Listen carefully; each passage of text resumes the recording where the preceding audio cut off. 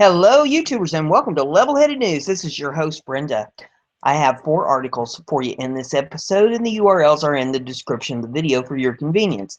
The first one here is off of Fox News US, and it says Samsung plans US expansion would shift manufacturing from Mexico. This is out of Seoul article, and it says Samsung's electronics company is planning a major investment to expand its U.S. production facilities, according to people familiar with the matter, with at least 5 states in discussions. The initial capital investment is expected to be around $300 million, several of the people said. Some production of oven ranges in Mexico. The move would generate around 500 jobs, those people said. Talks are continuing and no final decisions have been made, with a start date for oven range production still undetermined, the people said, so the details may change. In subsequent years, Samsung could eventually ramp up U.S. manufacturing of refrigerators, dryers, and other home appliances, which could make the total investment significantly larger, according to people familiar with the discussions, but no firm deadline commitment is set for those decisions, the people said. Interest in a U.S. factory was influenced by the election of U.S. President Donald Trump, according to people familiar with the matter. Mr. Trump campaigned on a desire to create more manufacturing jobs in the country, and wait a minute, I missed here.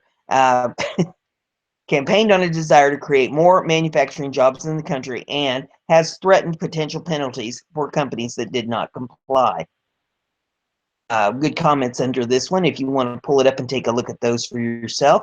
The next one here is off of the dailymail.co.uk, and it says scientists create a new form of matter.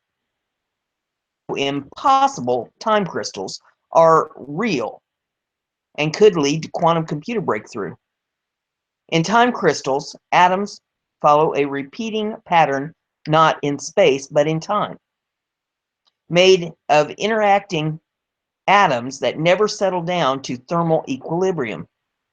Researchers say that they could one day make for ultra-secure quantum computers. Physicists have created a new form of matter in which atoms follow a repeating pattern, not in space but in time, dubbed time crystals. These materials, once thought to be impossible, have now successfully created in 2 separate studies, both of which were published this week in a peer-reviewed journal. Physicists say that these crystals open the door to a whole new world of non-equilibrium phases and could one day make for ultra-secure quantum computers. While the atoms that make up crystals, such as ice or diamonds, are arranged in a repeating pattern through space, the pattern behind time crystals repeat in time. And according to the researchers, their behavior goes against the natural expectations. In experiments at the University of Maryland-based Joint Quantum Institute called the JQI, researchers teamed up with a group at the University of California, Berkeley, to create time crystals by inducing 3 types of laser-driven behaviors in a chain of 10 ytterbium ions. They bombarded atomic ions with laser pulses to create a magnetic field and used another laser to partially flip the spins of the atoms. This sequence was repeated over and over, ultimately creating a pattern of flips that repeated in time. And then the team found that the ions responded with a slower frequency, exactly half as fast as the pulses that drove them. This bizarre response, they say, is like a hypothetical scenario in which a person hits a bunch of piano keys twice, but notes only come out once a second. A second group of researchers from Harvard University, also working with Berkeley physicist Norman Yeo, created a time crystal using an artificial lattice in synthetic diamond. Despite the different approaches, both efforts resulted in time crystalline behavior. Findings from both studies are being published this week in the journal. These strange time crystals are made up of interacting atoms that never settle down to thermal equilibrium. Their structure repeats in time as they are kicked periodically, similar to the way a jello jiggles when it's tapped. But the researchers explain repetition alone isn't enough.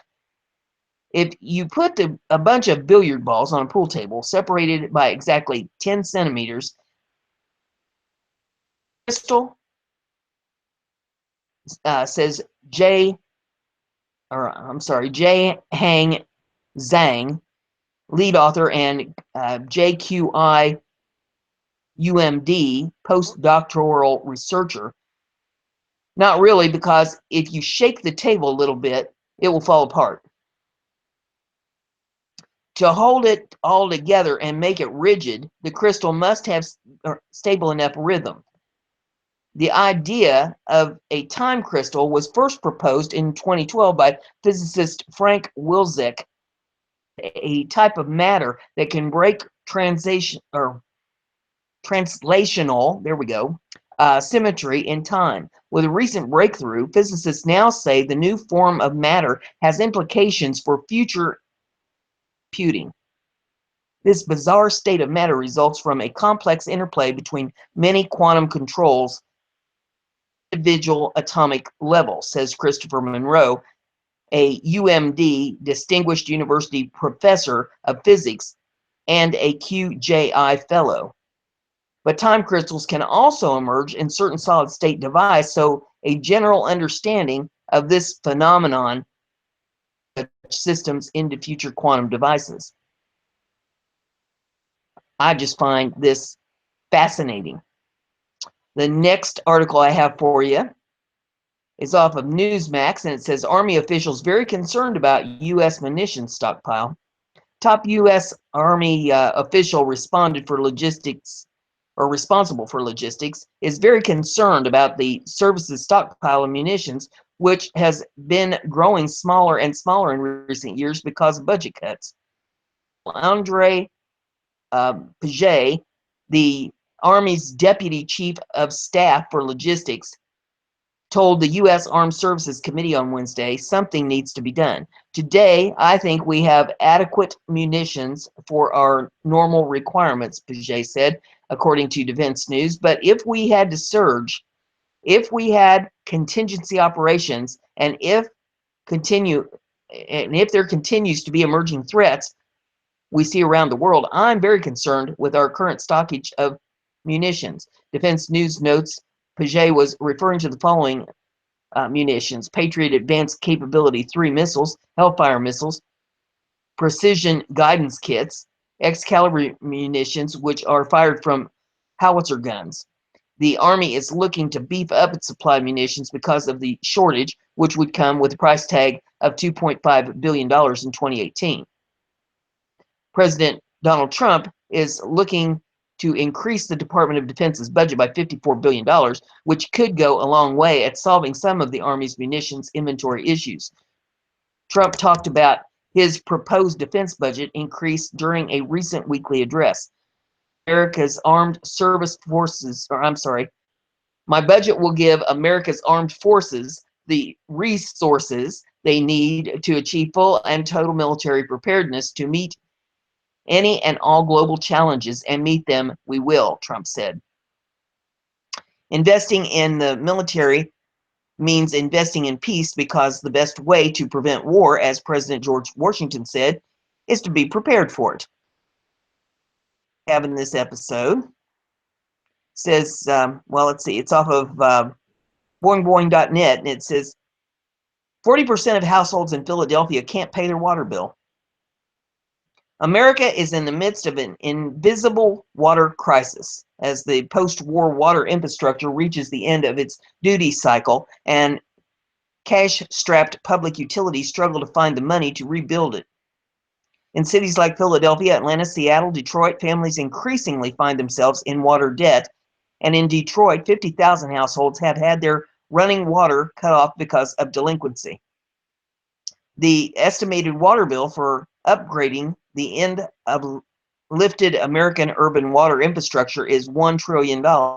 Cities that have tried privatization as a means of pushing the bill onto the investors have been shocked by the bills. In Atlanta, the private water provider charges $325.52 a month, as affordable if your household income tops $87,000 a year. For people already living in poverty, 40% of the population in Detroit, any increase in water cost will strain a family's finances, said Randy Block, director of the Michigan Unitarian Universalist Socialist Justice Network. He and others in the faith community are trying to raise money to help needy residents pay for water. He thinks water should be recognized as a human right in Michigan, just as United Nations defined it in 2010. He likened the city shutting off water for delinquent consumers to a war on poverty, and he believes similar skirmishes will play out across the country as income equality grows. Detroit is the canary in the coal mine, Block said. Mark Fancher, an attorney for the American Civil Liberties Union, or the ACLU, of Michigan, said unaffordable water has been a pretty massive problem in Detroit for 10 to 15 years. The practical result of shutoffs, he said, is residents relocating. While there are hardship extensions for residents who have fallen behind on their bills but are also suffering from serious, according to Fancher, the system could be a lot better.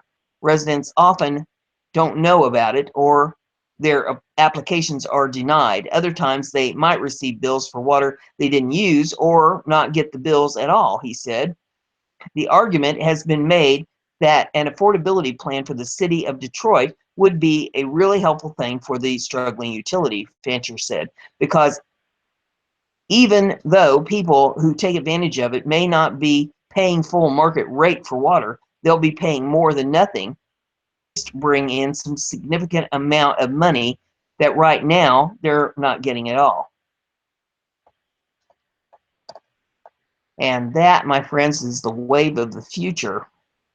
What I'm trying to do here, keeping people informed, letting you know what the news is, give it a thumbs up. Share it on your social media so everybody gets to hear the news. And don't be afraid to subscribe. That way you'll stay informed. I'll see you in the next one.